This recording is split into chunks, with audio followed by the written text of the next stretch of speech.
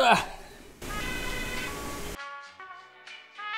yung nakikita ko na pwedeng may potential. Bago tayo magsimula, ako nga pala si Ken at welcome to my channel. Itong channel para sa mga mahilig sa business ideas, budget tips at kung ano-ano pa. So kung isa ka doon, mag-subscribe ka na dito sa aking channel.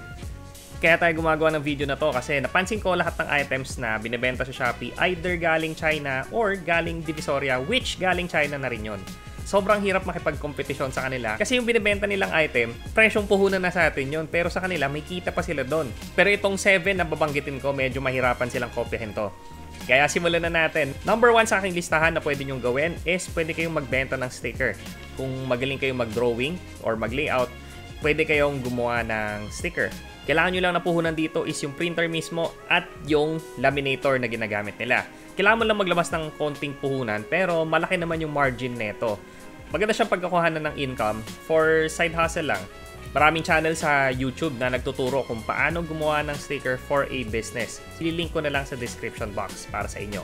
Next, number 2, pwede kayong gumawa ng pagkain. Pagkain is basic need ng tao yan. So, pwede kayong gumawa ng item, baka may maisip kayo like pwedeng chili sauce, yung nakabote. Pwedeng, may nakita ko nung isang araw, binibenta niya kangkong chips. Yung kangkong chips niya, sobrang dami nung nabenta niya. As in, nagulat ako na halos 6 digits na ata yung kinikita niya or 7 digits. Ang laki talaga nun and hindi ko in-expect. So, nag-branch out na rin siya outside of Shopee at nagbebenta na rin siya sa mall. Ganun kalakas at dyan lang siya nagsimula online. Moving on tayo sa number 3, pwede kayong gumawa ng t-shirt. Kung hilig nyo gumawa ng t-shirt at mag-print screen or magpa-custom print, pwede kayong gumawa ng t-shirt. Kukuha lang kayo ng supplier na gumagawa ng t-shirt mismo and kayo lang yung magpiprint and papatungan nyo lang kung magkano nyo gustong ibenta. Next, number 4, pwede kayong gumawa ng digital goods. Halimbawa, baka marunong kayong mag-code ng laro or baka mahilig kayong magsulat. So, baka nagsulat kayo ng ebook or siguro activity book or may maisip kayong something na pwedeng gawing digital form. Pwede nyo siyang ibenta as digital goods. So, accepted kay Shopee yan.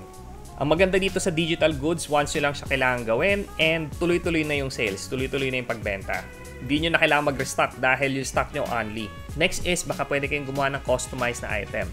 A few months ago, naghahanap ako ng gagawa ng wedding invites. Nakita ko sa Shopee, may mga gumagawa din pala ng made-to-order na mga invites. So, pwede rin kayong gumawa ng ganon. Ang magiging puhunan nyo lang din doon is yung pagbili ng printer and yung cutter. Next, number 6, baka nandyan lang sa cabinet nyo yung hinahanap nyong paninda. Tulad neto, ito yung nag-inspire sa akin na gawin tong video na to dahil nakita ko siya, sabi ko, baka pwede ko ibenta. Pero hindi ko siya bebenta sa Shopee kasi pwedeng maputol yung kanyang leeg. So baka meron kayong lumang laruan or may lumang libro kayo mula college, mula high school na nasa cabinet lang na matagal nang nandun. Magugulat ka, may mga taong naghahanap din ng item na yan.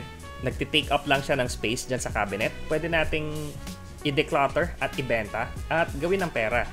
And ang panghuli, number 7, yung mga niche items. Ang nakita ko nung huli na niche item, yung mga film roll and yung mga film camera. Makakaisip pa kayo ng ibang niche items na mahirap kopyahin ng mga galing China.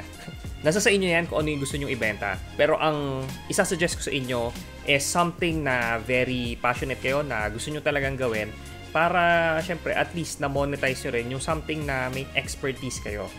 I hope may ma-inspire ako dito sa video na to and I will see you on my next video. Salamat!